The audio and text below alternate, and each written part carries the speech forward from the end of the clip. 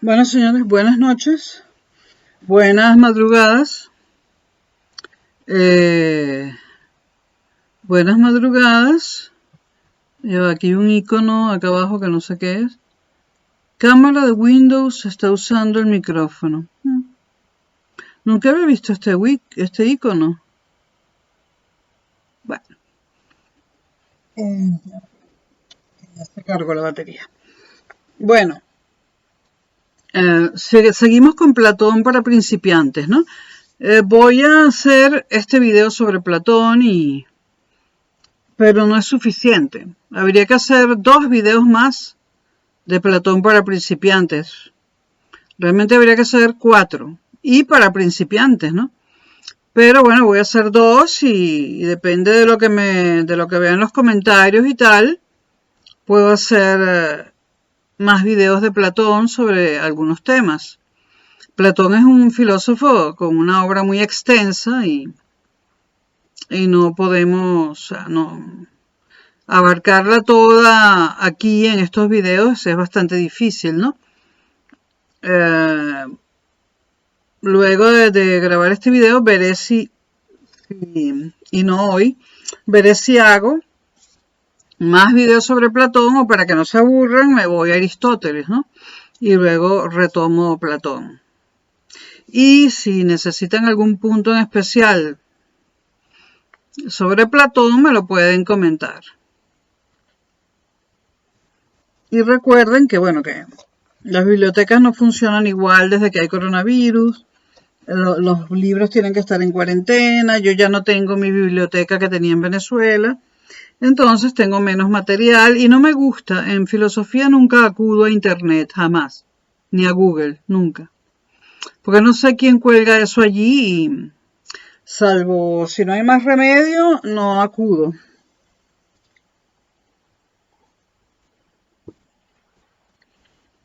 Después grabaré un video sobre la historia de la filosofía y cómo está segmentada, que es algo que hay que hacer. Bueno, ya dijimos que Platón habla del dualismo antropológico, de que el hombre es cuerpo y alma, ¿no? Y para Platón el alma está dividida en 3 partes.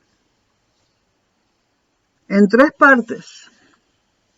Se habla de la división tripartita del alma. Ojo, no es que hay varias almas, porque hay otros filósofos en los que hay varias almas. No, en Platón hay una sola alma, una sola, dividida en 3 partes. Hago énfasis en estas cosas de una sola para Platón, dividida en 3 partes, para aquellos que van a presentar exámenes de admisión en las universidades, no tengan en cuenta que estos errores son graves si los cometen, ¿no? Una sola alma. Para Platón hay una sola alma, dividida en 3 partes. La parte racional, o el alma racional, la parte irascible, o el alma irascible, y la parte concupiscible, o el alma concupiscible. En lo concupiscible voy a hacer una acotación que tiene que ver con el puntofijismo en Venezuela, ¿no? La palabra concupiscible, que prácticamente no se usa en Venezuela, la pusieron de moda los adecos una vez una vez que un político, que no sé si fue Gonzalo Barrios o Betancourt, pero un adeco en todo caso dijo, no sé qué cosa es concupiscible. Y entonces se puso de moda la palabrita, ¿no? Se puso de moda en una acepción así como de algo malo, ¿no? O de algo voluble. Bueno, y así en la historia del puntofijismo venezolano se pusieron de moda otras palabras. Por ejemplo, cuando alguien le dijo a Lucinchi, usted tiene una barragana. Barragana es una amante. Entonces todos cogimos el diccionario de la Real Academia y ahí aparecían todos los sinónimos de amante, ¿no? Entonces el político que acusó a Lucinchi de tener una amante, que la tenía, y era Blanca Ibáñez, una persona increíble, por cierto, Blanca Ibáñez. Bueno, el que acusó a Lucinchi de tener una amante, dijo, bueno, usted tiene una barragana. Y bueno, enriqueció nuestro vocabulario, ¿no? Pero claro, la palabra barragana no se usa en Venezuela. Y otra palabra que pusieron de moda los adecos, y esta vez sí me acuerdo quién la puso de moda, Carlos Andrés Pérez la puso de moda, cuando dijo, eso que usted me está diciendo es una falacia. La palabra falacia, que también también viene de la filosofía, de la lógica, la puso de moda Carlos Andrés Pérez. Y entonces a cada rato, cuando le decían algo que no le gustaba, creo que era en su primer gobierno, él decía, eso es una falacia. Bueno, Platón, el alma se divide en tres partes, la racional, la irascible y la concupiscible. El alma racional para Aristóteles reside en la cabeza. Aquí está el alma racional para Aristóteles. Era el siglo IV antes de Cristo. Entonces, reside en la cabeza. Eso dice, para Aristóteles no, perdón, para Platón. Platón reside en la cabeza. ¿Qué hace esta parte del alma? Piensa y razona. Es decir, hoy en día sabemos que pensamos y razonamos con el cerebro, o eso creemos, ¿no? Pero bueno, estamos en el siglo IV antes de Cristo, ¿no? Entonces, para Platón, el alma racional, pues está en la cabeza y piensa y razona. Entonces dice Platón, ¿a quién corresponde esta alma? A los gobernantes, que para Platón son sinónimo de los filósofos. Platón pensaba que aquellas personas que tenían, o sea, porque no todas las personas para Platón tenían el mismo porcentaje de cada tipo de alma, ¿no? No es que todo el mundo tuviera 33% de la racional, 33,3 periodo por ciento de la irascible y así. No. Para Platón siempre había un tipo de alma que predominaba, una parte del alma que predominaba sobre las otras dos, dependiendo del individuo en concreto. Entonces, aquellos cuya parte del alma más grande era la racional, decía Platón, tenían que dedicarse a gobernar, porque eran los que pensaban. Y para él, los que pensaban eran los filósofos y tenían que ser los gobernantes, ¿no? Porque obviamente pensar es importante para gobernar la ciudad, ¿no? Porque en el alma racional residía para Platón la sabiduría. Y para Platón la sabiduría producía dos cosas, o incorporaba dos cosas. La prudencia y la virtud. Para Platón, en la sabiduría había prudencia y virtud, y esto eran lo que tenían que tener los gobernantes, ¿no? ¿Y quién puede no estar de acuerdo con Platón? Luego estaba el alma irascible. ¿Dónde estaba? En el pecho, para Platón, ¿no? Esa parte del alma estaba en el pecho. ¿Y qué había allí, en esa parte del alma? Las pasiones. Yo tengo mucho del alma racional, pero de la irascible ni te cuento, ¿no? En esa parte del alma residían las pasiones. Para Aristóteles, las personas cuya parte irascible del alma era la dominante, deberían ser los guardianes de la ciudad o los militares, ¿no? Y los militares. Él decía, eso corresponde a guardianes o guerreros, porque en ellos predomina la virtud de la fortaleza. Platón relaciona pasiones con fortaleza, ¿no? Y la función era proteger la ciudad, bueno, y para esto necesitábamos gente apasionada y fuerte, ¿no? Y después estaba el alma concupiscible, que para Platón reside en el vientre, y es aquella que tiende a satisfacer las necesidades biológicas. Para Platón, en los que predominaba este tipo de alma, tenían que ser los artesanos. Y en los artesanos incluye a los agricultores, etcétera, ¿no? porque son los que satisfacen con su producción las necesidades biológicas y otras necesidades que puedan tener los individuos de la polis, de la ciudad.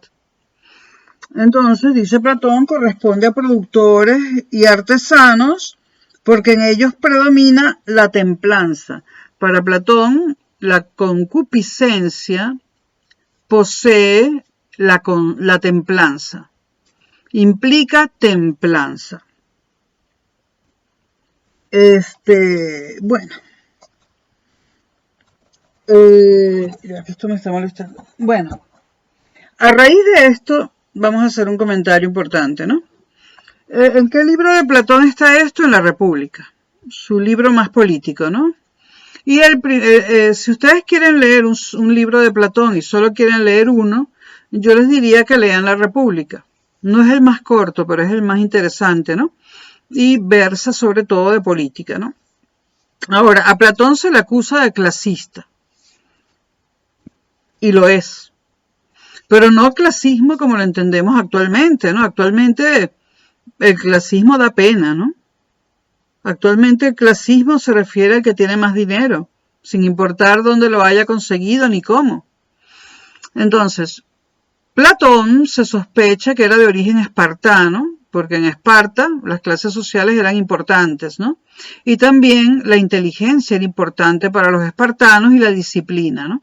Entonces, Platón en la República dice que el Estado, en aquella época no había países, ciudad-estado, el Estado debe tener el monopolio de la educación y el monopolio de la función pedagógica. Cero educación privada para Platón, ¿no? Y yo casi que estoy de acuerdo con eso, a pesar de que estudié en un colegio privado, en un instituto de negocios privados y en una universidad pública. Pero creo que mi vida la estropeó el colegio privado y el instituto de negocios privado. Porque claro, lo privado tiene unas intenciones y son las intenciones de los dueños de estos institutos o colegios. El IESA, por ejemplo, donde yo soy egresada, promoción 1989, es una escuela de negocios neoliberal. ¿Y qué te inculca? Pues te inculca que lo más importante es la productividad, ¿no? Ganar cada vez más dinero, mejorar los productos, etc. El caso es que yo, cuando solicité entrar en el IESA, por supuesto sabía que me iba a meter en un lugar que no era adecuado para mí. De hecho, mis amigos me decían, tú en el IESA, ¿pero qué vas a hacer? ¿Poner una bomba? No, bueno, yo fui al IESA, para los que son venezolanos. Yo decidí ir al IESA porque los ingenieros en Venezuela en ese momento, cuando yo tenía 26 años, estábamos ganando una mierda. Incluso en Petróleos de Venezuela, porque a no ser que te enchufaran en un cargo altísimo, empezabas en un campo petrolero, ¿no? Que yo empecé en un campo petrolero. O en una siderúrgica, donde también estuve unas semanitas. Entonces, aún trabajando para PDVSA o para la siderúrgica del Orinoco, por ejemplo, tú ganabas una mierda como ingeniero. Una mierda, ganaba más la secretaria trilingüe.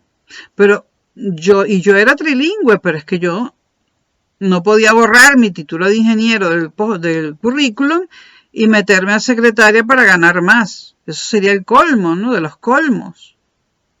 Que uno estudie para ganar menos. Entonces, bueno, al ver ese panorama de un sueldo miserable en lugares horrorosos, porque los campos petroleros son lugares horrorosos, al que le guste bien, y las siderúrgicas también, bueno, yo decidí que iba al IESA para optar a trabajos de oficina y mejor pagados. ¿Por qué fui yo al IESA? Por dinero. Yo hice el máster del IESA para ganar dinero. No lo hice por prestigio, no lo hice porque quería poder, lo hice porque quería ganar un sueldo muy grande. Pero eso no sucedió como yo lo planifiqué. Y ese es otro cuento. Porque en el IESA sucedió algo que el mismo IESA no quería que sucediera. Y es que varias personas salimos de allí politizadas.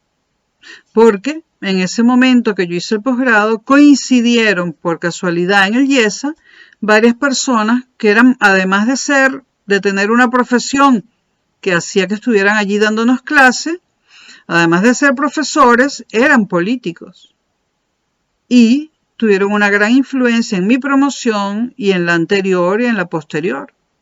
Y muchos salimos de allí no convertidos en el supergerente que una multinacional quiere, sino en todo lo contrario, salimos convertidos en políticos, que es lo que la multinacional no quiere, de ninguna manera, ¿no?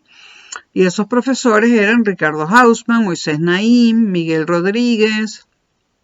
Pedro Palma no era tan político, pero también tenía sus opiniones. Asdrúbal Batista, que fue mi tutor y murió hace poco, ¿no? En fin, el IESA, estos profesores, muchos de ellos, no muchos, Asdrúbal Batista y Miguel Rodríguez no eran muy bien vistos por los accionistas del IESA, ¿no? De hecho, de Miguel Rodríguez se deshicieron después del gobierno número 2 de CAP, ¿no? Y Batista, que fue comunista en su juventud y que fue mi tutor, entró en el redil. Se cayó la boca. Y como él decía, escondió los pantalones rojos de comunista, para poder seguir teniendo un empleo allí. En el IESA no podías pensar, no de manera crítica. Hasta intentaron echarme, pero no pudieron. No pudieron porque con mis notas no pudieron. Bueno. Y bueno, lo que aprendí en el colegio Humboldt realmente, menos mal que la vida me ha hecho que, salvo los conocimientos de matemática, física y literatura, etc., menos mal que los valores que me inculcaron en el Humboldt-Schule, la vida se ha encargado de volverlos mierda y de que yo los haya tirado a la basura. Esos valores del colegio Humboldt, de que la ciencia es lo único que importa, de que hay que ser disciplinado y perfecto, de que hay que ser el mejor y el que más dinero gana, de que hay que ser no blanco, sino rubio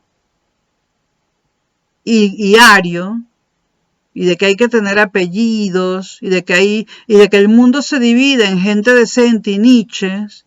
Todas esas cosas que aprendí en el colegio Humboldt y que lamentablemente pensé igual que ellos durante décadas, todo eso yo le he tirado hace tiempo a la basura. A la basura, y se lo digo a mis compañeros del colegio, esa mierda está en la basura. El clasismo de ustedes en la basura. La exaltación de la belleza aria, ¿cuál belleza? Si los arios son feísimos. No los voy a mencionar aquí a mis compañeros de clase arios, porque los había que eran arios totales y los había que eran alemanes de otro tipo, más hacia el tipo bávaro. Pero los arios que había en la clase eran feísimos y feísimas. Lo que pasa es que nos metieron en la cabeza que la belleza era eso, que la belleza era ser ario. Y ojo, eso no significa que la belleza era ser europeo, ¿no? Ser ario. Y los arios son una minoría en Europa e incluso una minoría en Alemania. Una aria famosa, para no hablar de gente que me conoce y después denuncia el video, una aria famosa, Steffi Graf. Un ario es alguien como Steffi Graf. Ese color de pelo, esos ojitos azules pequeños, ¿no? Hay futbolistas arios, es que no me sé los nombres de los futbolistas, no soy tan aficionada, aunque a veces cuando me invitan voy al Bernabéu, invitada, porque yo no puedo pagar esas entradas, ¿no? La entrada más barata al Bernabéu, por si lo quieren saber, para un partido entre dos selecciones nacionales, dos selecciones españolas, y no muy importantes, evidentemente no un Barça-Real Madrid.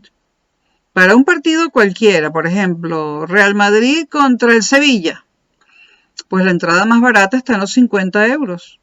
Y eso es en el techo del estadio.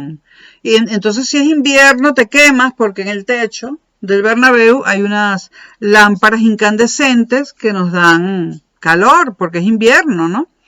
Y el partido de fútbol es al aire libre. Entonces, si tú no tienes dinero, tienes que comprar la entrada más barata que vale 50 euros. Y estás parado, estás sentado con la lámpara halógena aquí. Y por supuesto, estás de frente a una portería. Ves lo que pasa en una portería y en la otra no. Porque si te vas ahí arriba, pero de lado, ya no son 50 euros, son 80. No me pregunten cuánto cuesta en primera fila porque no lo quiero ni saber, ¿no? Y es un partido cualquiera, entre equipos españoles y que uno de ellos por lo menos sea un equipo no importante. Yo vi un Real Madrid-Sevilla, por eso les digo, y la entrada más barata era 50 euros. Vi otros también, un Real Sociedad, no me acuerdo contra quién, y también era 50 euros, ¿no? Y eso fue en 2018-2019, puede haber subido.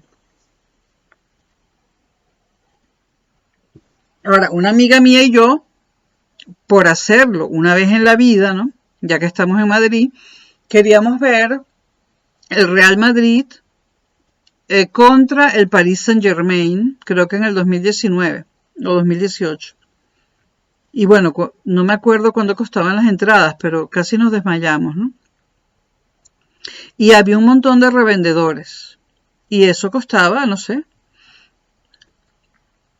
Lo más barato eran 600 euros. La entrada más barata para un Real Madrid versus un Paris Saint-Germain hace 2 años eran 600 euros. Montada ahí arriba. Y frente a una portería, o sea que no ves las dos. Bueno, dejemos de paréntesis, ¿no? Estaba hablando yo de Platón, pero ¿a qué viene esto? Platón, bueno, se le acusa de ser clasista, ¿no? Y ya dije que él era de origen aristócrata, espartano, de Esparta, ¿no? Y bueno, y ahora no es un clasismo, por lo del dinero, como el de hoy en día, no. Es un clasismo basado en el conocimiento y la inteligencia. Entonces, Platón creía que el Estado era el único que podía tener, por los colegios privados, que el Estado tenía que tener el monopolio de la educación, el monopolio pedagógico. Todos los niños que nacían tenían que ser educados por el Estado. Y además serle arrebatados a sus padres. Esto está en la República. Platón decía, el Estado es el que debe, por el bien de todos, educar a los hijos, a los niños, y detectar cuál parte del alma es la que predomina en cada uno de ellos, ¿no? Eso está en la República. Entonces hay que quitarle a los padres, hay que quitarle a sus hijos y educarlos el Estado. Entonces, mientras el Estado los educa, detecta, a medida que crecen, detecta qué parte del alma predomina en cada uno de ellos. Entonces establece una jerarquía, niños de oro, niños de plata y niños de cobre. La tercera no me acuerdo, no tengo la República por aquí, pero niños de oro, niños de plata y niños de latón, bueno, niños del tercer tipo, no me acuerdo el metal que usa. Y no voy a recurrir a Google. Bueno, entonces, ¿qué era un niño de oro? Un niño de oro es el que se le detectó que la parte que predominaba de su alma era racional. Un niño de plata era el que se le detectó que la parte que predominaba de su alma era concupiscible, perdón. Y el otro, pues el alma irascible, el de más baja categoría. Entonces Platón hacía una pirámide y decía, abajo están los guardianes y los militares, la clase social más baja, la gente que usa la fuerza física, que no piensa, la clase social más baja. Y a esos niños del tercer tipo había que educarlos para que fueran militares y guardianes, ¿no? Platón consideraba a los militares inferiores y en eso yo soy absolutamente platónica. Desde que nací, sin haber leído a Platón, sino yo leí a Platón mucho después de los 30 años de edad. Entonces, en la base de la pirámide, los militares, que eran los niños de ese tercer metal que no recuerdo. Donde domina el alma irascible, la ira. En el medio, aquellos donde domina la parte del alma concupisciente, los artesanos Y los productores en general de cualquier cosa, agricultura, los que hacen las casas, las tazas, los zapatos, los que producen los bienes de consumo. Y en la parte de arriba, los niños de oro, que serían convertidos en los filósofos, que para Platón es sinónimo de gobernantes, porque para Platón el filósofo debía gobernar, debía ser el gobernante. Esto lo pueden encontrar en la República y pues por cierto, Platón pensaba que un gobernante, un niño de oro, que había sido adiestrado a lo largo de toda su vida para en algún momento ser gobernante, que un gobernante no podía tener menos de 50 años de edad. Y lo dice en una época donde la gente vivía poco tiempo. Entonces se ha acusado a Platón de clasista. Evidentemente no es el clasismo del que hablamos hoy en día, y es un clasismo que molesta mucho a los comunistas, ¿no? Los comunistas detestan que la gente se diferencie, ¿no? Y una de las cosas que más detestan, porque no la pueden cambiar, es que la gente tenga distintos coeficientes intelectuales y distintos talentos. Que unos tengan más talentos que otros y que unos tengan mayor inteligencia que otros. Eso lo detestan los comunistas.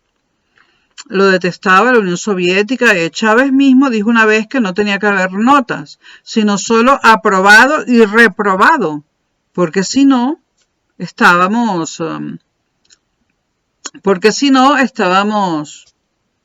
tratando a la gente no de la misma forma, había desigualdad social. Evidentemente en eso yo me quedo con el clasismo de Platón, que muchas veces me han dicho, tú no serías nadie sin tu inteligencia. Si tú has llegado a codearte con nosotros desde pequeña fue porque eres inteligente. Si tú fuiste al IESA fue tu inteligencia la que te metió allí, porque tú vienes de la pobreza absoluta, ¿no? Y es cierto, sí, yo vengo de la pobreza absoluta, sí, mis padres no tenían ni la primaria. Y eso le molestaba a mucha gente rica que yo conocí en Venezuela y les molestó que yo trabajara de asesora del gobierno de Pérez y les molestó y les sigue molestando. Porque aquí está Leopoldo López Mendoza, por ejemplo, Leopoldo López Mendoza, ¿qué parte de su alma creen que es la mayor? La racional, no. Evidentemente, la de la fuerza bruta, ¿no? Porque tampoco sirve para producir nada. ¿Ustedes ven a él produciendo algo útil para la humanidad? No. Ese clasismo que pone a Leopoldo López porque es millonario por encima de todos los demás, es el clasismo que yo no soporto. Porque solo está allí por dinero, porque nació con dinero, nada más. Y que nunca ha explicado dónde salió. Pero yo estoy escribiendo la historia económica de Venezuela, explorando aquí en los ayuntamientos archivos polvorientos del siglo XVI, XVII, ¿no? He conseguido unos permisos, después de haber redactado un proyecto, he conseguido unos permisos para poder en ciertos ayuntamientos, y por cierto necesito ir a Cádiz, y no tengo plata para ir a Cádiz ni para pagarme un hotel ni una pensión en Cádiz, y cuando pase el coronavirus y se pueda ir, ¿no? Tengo que ir a Cádiz porque en el ayuntamiento de Cádiz hay muchos documentos de los siglos XVI y XVII que tienen que ver con el comercio entre España y Venezuela, lo que era entonces la Capitanía General de Venezuela. Yo voy a hacer la historia económica de Venezuela durante la colonia, porque nadie la ha hecho, y yo quiero saber qué salía de la Capitanía General de Venezuela, hoy República de Venezuela, hacia España, hacia la metrópolis, y en qué, bueno, quiero saber qué salía y en qué cantidad, y qué le devolvían a Venezuela a cambio y en qué cantidad. Porque eso nadie lo ha explorado. Entonces lo hago yo sin pertenecer a ninguna institución educativa, sin dinero y por cuenta propia, y lo voy a tener que publicar también. Bueno, haré un GoFundMe para publicarlo. Pero estoy empeñada en reconstruir la historia económica de Venezuela durante la colonia y me interesa todo lo que tenga que ver, por cierto, con la compañía guipuzcoana. Bueno, ese era un paréntesis, ¿no? Platón se le acusa de clasista, pero su clasismo es un clasismo que tiene que ver con la inteligencia. Los comunistoides y comunistas de todo tipo y de todo pelaje detestan a Platón por ese clasismo del que lo acusan, y que es un clasismo cierto, sí, era clasista, pero no respecto al dinero, sino respecto a la inteligencia. Que Platón diga que el Estado debe tener el monopolio de la educación, ustedes se imaginan lo que molestará a la gente rica de Latinoamérica, sobre todo, porque no crean, en Europa eso no molesta mucho. Europa ha sufrido tanto, se ha matado tanto entre ella, o sea, los europeos se han matado tanto entre ellos a lo largo de siglos y milenios, que hoy en día los europeos son la gente más tolerante del mundo y la más racional. Tú a un europeo le dices que la educación debe ser monopolio del Estado y lo más seguro es que te diga, yo también lo pienso. En Latinoamérica eso causaría un escándalo, ¿no? Todas las oligarquías latinoamericanas dirían que quieren adoctrinar a sus hijos y tal, ¿no? Y en Estados Unidos ni te cuento. El paraíso de la educación privada, ¿verdad? Ni te cuento. Aunque hay muchas becas en Estados Unidos para la gente pobre, pero tienen que pensar, tienen que ser capitalistas y tener un pensamiento capitalista o no hay beca. Y a mí que te den una beca para que te gradúes en una universidad porque juegas bien básquet, o aquí, o como lo llaman aquí, baloncesto, eso es lo que me da es risa, ¿no? Pero bueno, no está tan mal eso de que el Estado tenga el monopolio de la educación, pero claro, depende de qué Estado. Evidentemente que el Estado actual venezolano tenga el monopolio de la educación no es una buena idea, ¿no? No sería una buena idea. Bueno, si quieren saber más de este tema, lean La República y bueno, y a Platón se le acusa de clasista y estas son las tres partes del alma. Además que Platón parte del alma, o sea, él parte del alma y basándose en las tres partes del alma construye su política, la política de Platón. La política de Platón se basa en el ser humano y las tres partes del alma que él dice que existen, ¿no? Iba a decir es una innovación, no es una innovación porque fue el primero que habló de eso, pero hoy en día sonaría muy raro, ¿no? Que el diseño político de una sociedad viniese del alma de las personas, partiese del alma, ¿no? Pero para Platón era así, ¿no? Por supuesto, lo de Platón fue una utopía. El modelo político que él lanza en la República nunca se puso en práctica en ninguna parte, ¿no? Y hay que recordar que en la democracia griega había esclavos. Y los esclavos no eran ni gobernantes, ni artesanos, ni militares. Y Platón ni siquiera los menciona. Pero cuando la gente dice, incluso escuché a un político de izquierda griego diciendo, ¿no? Hace unos años, aquí donde nació la democracia, vamos a tratar mal al pueblo. ¿Cuál democracia nació allí?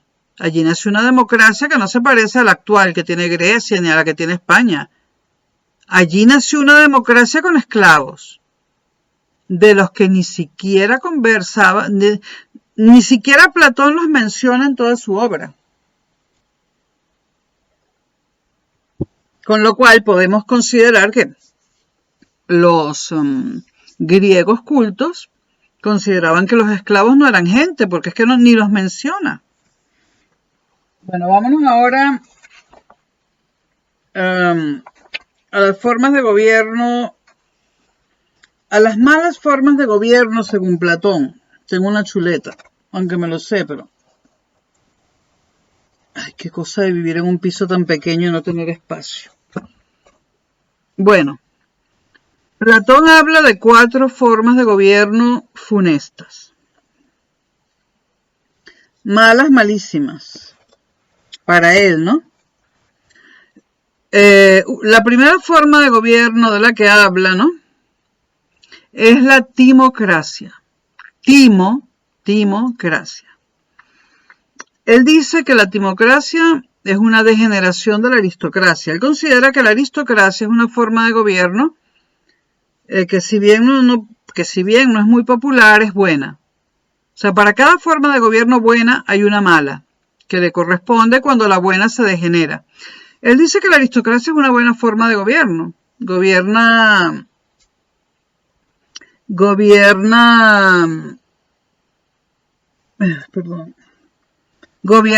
los aristócratas, pero como son gente culta y decente, pues no es tan mala, ¿no? Ahora, si la aristocracia degenera, se convierte en timocracia. Timocracia. Es una degeneración de la aristocracia y en ella, en la timocracia, la pasión y la fuerza sustituyen a la razón. Cuando la pasión y la fuerza sustituyen a la razón, la aristocracia se convierte en timocracia, que es una pésima forma de gobierno. Y ocurre cuando los guardianes del Estado, saliéndose de su propia misión, gobiernan. Entonces, ¿qué es la timocracia? Es un gobierno, o sea, en principio es un gobierno aristocrático, clasista, y clasista en el sentido ya de hoy en día, ¿no?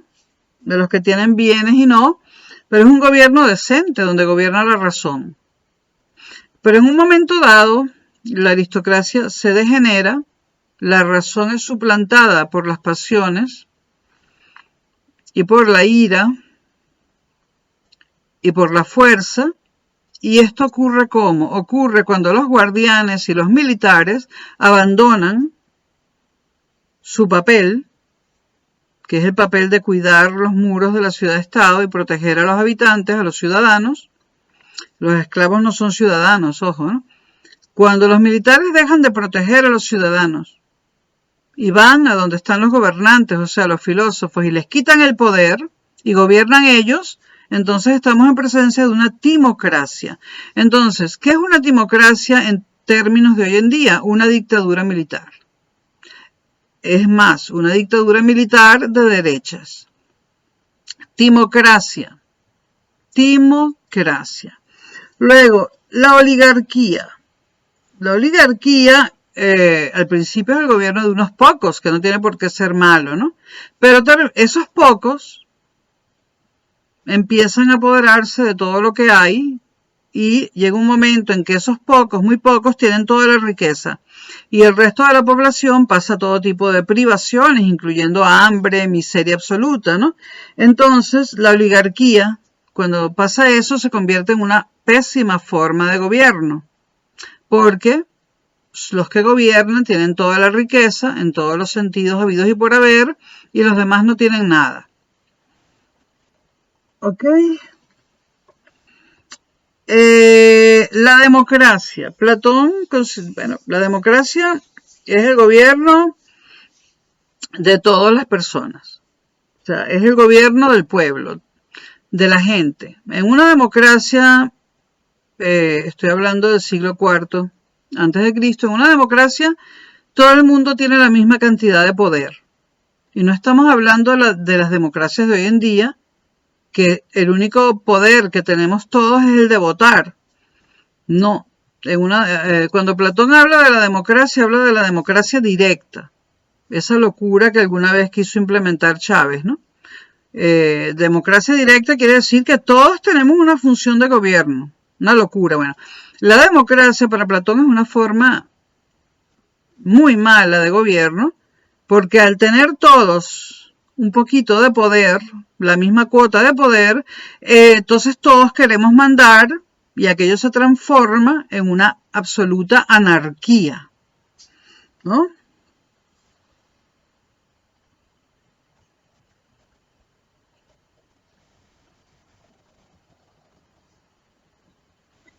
Otra cosita que tengo aquí anotada.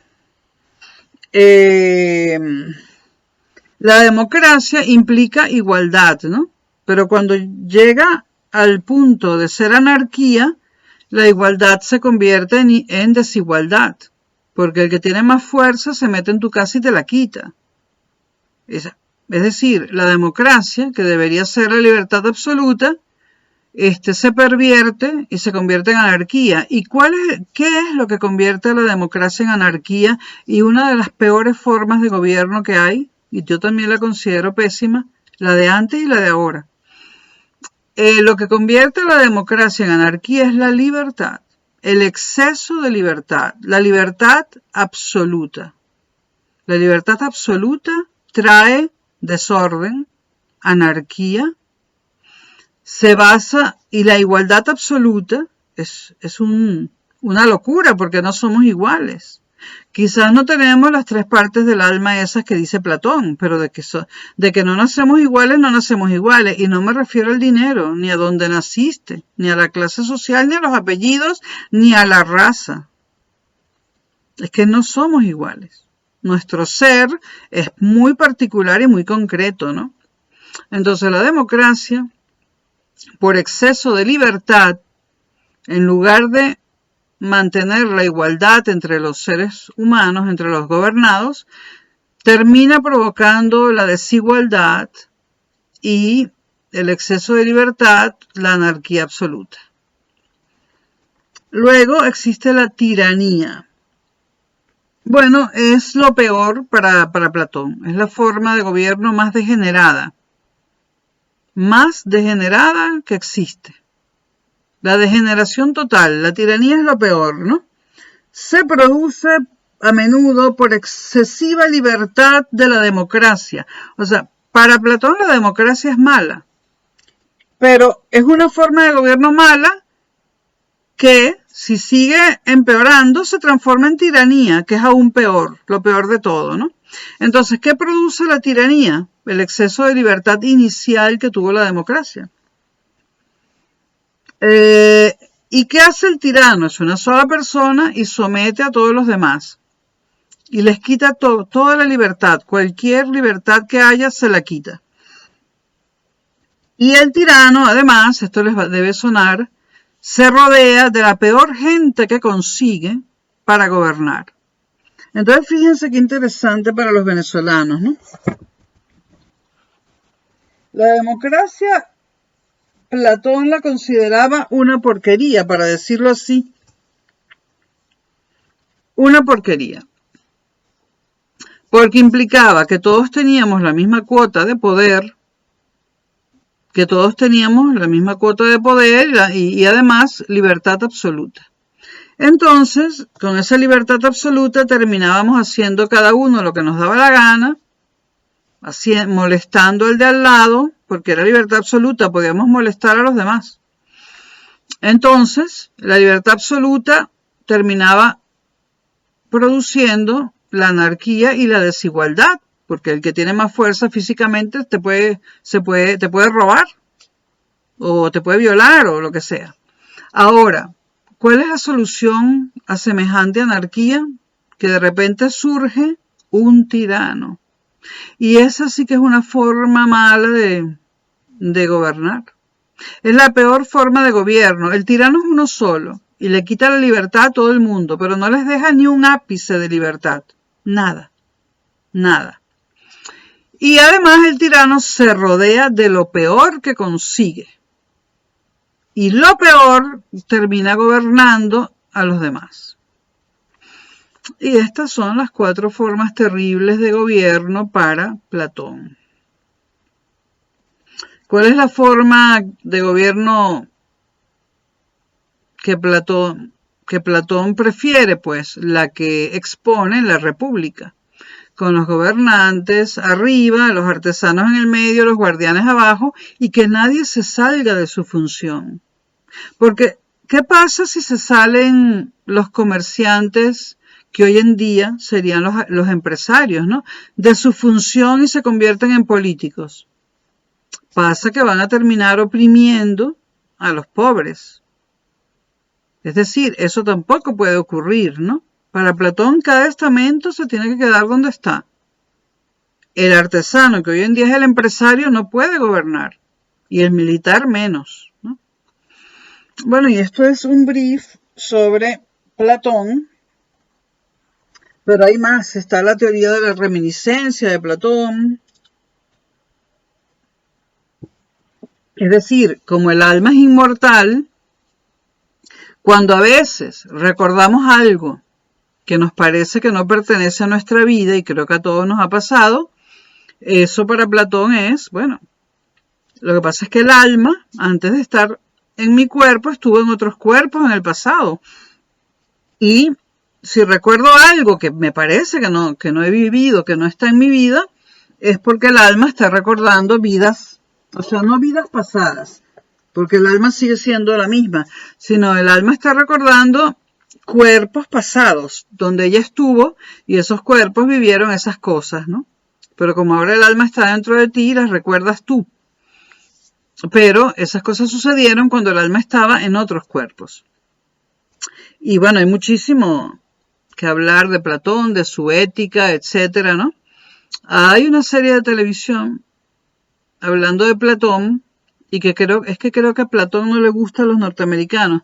Hay una serie que es norteamericana, no sé si es inglesa o norteamericana, es Elementary, porque hay dos series que se basan en los libros de Sherlock Holmes. Hay una que se llama Sherlock, que es inglesa, y hay una más famosa, porque la televisión norteamericana llega a más lugares, que es Elementary, donde está Sherlock, el detective, y la mujer esta asiática, ¿no? Que es Watson. Entonces, en un momento dado descubren que hay una persona que está haciendo algo indebido y la van a visitar a una biblioteca, por cierto, ¿no? Y entonces ese señor muy culto que está ahí en la biblioteca, ese señor mayor muy culto, dice, yo pienso tal cosa porque eso lo dijo Platón. Y entonces Sherlock, el personaje de Sherlock, dice, pues aquí Platón no manda, aquí manda George Washington. Y menciona a otros fundadores de los Estados Unidos, ¿no? Bueno, yo creo que no deberían poner en boca de Sherlock, aunque sea una adaptación de la obra de Sherlock Holmes, de la obra original, no deberían poner en boca de Sherlock cositas que piensan, o mejor dicho, que antipiensan los norteamericanos, ¿no? Pero no dijo Washington, dijo, bueno, ustedes recuérdenmelo. Nombró a otro político, creo que a Jefferson. Y bueno, esto es Platón por ahora. Y si quieren que desarrolle algún punto extra de Platón, me avisan. Ahora voy a grabar un video sobre la historia de la filosofía, muy corto, para que tengan un marco donde desplazarse, ¿no? Un marco de referencia. Pero no creo que me dé tiempo de grabar todos los filósofos que van para el examen de admisión a las universidades, para el EBAU, para la selectividad. Porque la selectividad es ya como dentro de un mes y algo, 6 semanas. Y yo tengo otras cosas que hacer, ¿no? Bueno, nos vemos 3:20 de la madrugada, 11 de mayo, Madrid. Martes.